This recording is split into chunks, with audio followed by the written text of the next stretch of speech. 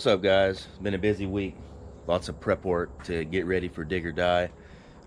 Christmas cash up in Rockingham. We're gonna head out later this evening, get a hotel tonight, and a race tomorrow. See what happens. But leading up to this, coming off of Orlando last week for the turkey shutdown or whatever it was called, I blew a coupler off of the cold side, so it didn't have any boost. It was at the end of the third run, and my opponent, I was like a car and a half out on him, and when I was on the scramble button, which I didn't need, I was just testing that. I guess it was just too much, and over time it slowly pushed the piece of pipe out of the rubber or silicone coupler or whatever, and I didn't have it marked and stuff. I own that. That's my fault. So it's handled now. It shouldn't happen again. But I blew it out on the third race. They contested it, said it was too close to call. There's now, a week later, there's tons of videos and pictures and stuff out, and even though my car nosed over with zero boost at like probably 640 foot or so, I was clearly out front. There's no, I don't know how it was too close to contest, but either way, even when they came back to my pit and said that it was gonna have to be reran, I didn't care. I looked at it like a rerun. I honestly thought, and I was trying to look in the data log and see why the car fell over, and I assumed that my CO2 overshot my dome target and hit my boost cut, because my parameters are kind of tight. I should probably loosen them up some to give myself more of a buffer so that won't happen. But we were, I don't want to say rushed, but we had to rerun that race, and we just overlooked it. We didn't think to look at couplers. They've been on the car, especially that particular coupler has never been off the car from the time that I was building the cold side and I installed it and tightened down that T-clamp. It's never been off. So it's made a many of passes, a lot of street passes and whatnot. It's seen a lot of boost, and it hasn't never been an issue. But of course, it's going to happen at the track when the money's on the line. But so, anyways, we fixed the cold side coupler. We did a couple other things that we're not really going to talk about in preparation for Rockingham, because I think this video is going to drop before then. So I don't want to speak on it too much. But we got the new CO7s on it. My other ones weren't. They're not wore out entirely, but I will tell you, Orlando had some massive potholes in the burnout box. I should have got some footage of that, but these are the CO7. They're supposed to be the bad boys. That's what was on it before. It's just a stiff sidewall slick, basically. And I'll tell you this, changing those on a 6.5-inch backspace, not fun. I couldn't even film it and show you, because it's like walking that fine line of whether or not I'm going to start throwing tools and screaming and cussing. It is brutal. It's absolutely the worst thing ever. Not fun. But Will and another buddy are coming over right now. They're on their way. We're going to actually go out. Hopefully everybody's at work and stuff, and we can slide out here on this back road. And we want to try to make 2 test hits and just look at the data on the changes we made. And then if all that goes well, it's going in the trailer, and we're going to start heading to Rockingham.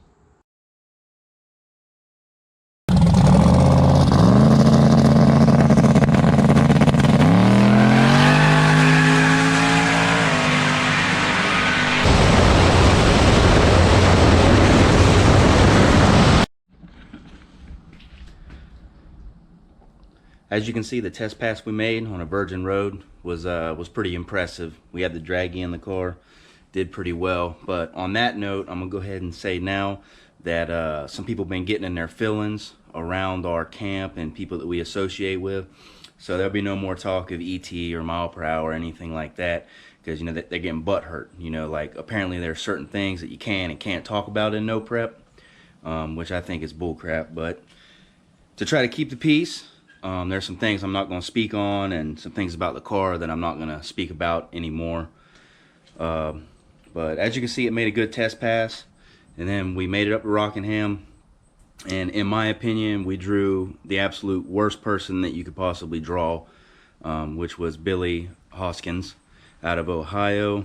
I mean, I would think that he has the most no prep and street data out of everybody on the property, and that's who we drew first round. And he got me by a fender, and I 100%, and I'm sure you'll be able to see it in his videos on his channel, because I know he had a GoPro on his truck facing me.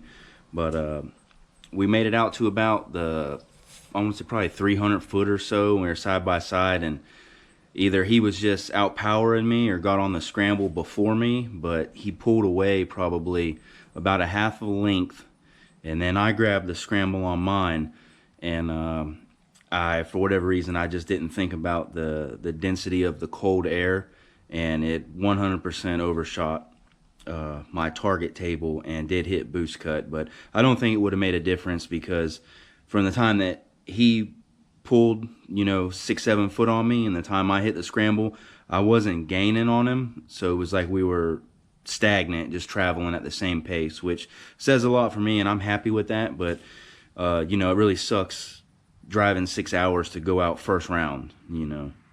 There was so many other cars there that I could have drawn and went round after round after round, but of course I draw who I think is probably one of the fastest ones there, and he was beat by the car that got beat in the finals, same as Clint. So I'm right there in that range, in that competitive level. I think we just need a little bit more work, and a little bit more experience, and we'll be good to go. But with that being said, Chickenhawk out of Ocala, he went out first round as well. He was race 33, so he was right in front of me in my lane, and he got beat. He lost first round and was done, and I lost the next race, and I was done next round. So he was kind enough to come down and ask if we wanted a grudge race, shake something down real quick. Wasn't a whole lot on it, based on the fact that we drove 6 hours and we want to make more than one pass. But as you can see in the videos, it wasn't Chickenhawk's best pass, but I did win, so that'll restore a little bit of my pride. So that's all the action that's going to be in this video, is just those two races, and I'll end it with that, because I've also been told I talk too much, so I'll try to quit rambling on. So enjoy the footage that I was able to capture of the racing, and this will be the last event for us until probably, I think there's a race January 17th. So this will wrap up our 2020 season. We just went hard like 5 weeks in a row. Orlando, Albany, Orlando, and then Rockingham, all back to back to back. So, it was fun. I really enjoy it. I have a blast. We still got oil pressure. The car isn't hurt. The car didn't get crashed. The car's getting faster every time, which that's like the addiction part you have to be careful with. Financially, without winning something, I can't just keep racing week after week after week. So I'm gonna have to pump the brakes now. There's some other things on the car I need to take care of too that we noticed in the data log. It looks like I'm out of fuel pump, so we'll address that hopefully in the time off until the next event that we can make it to.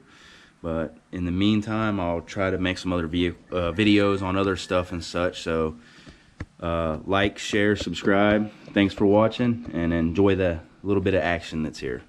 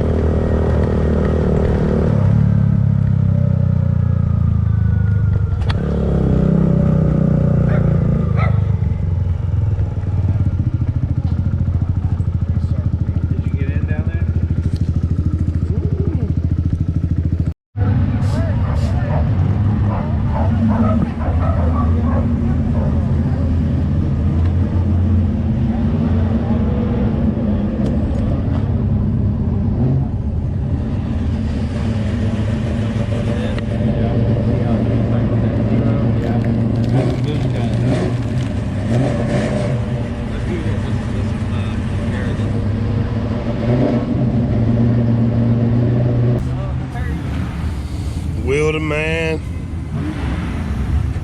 doing his thing. That air smells like a can of tuna. Always. Can you describe if it's the air or if it's you?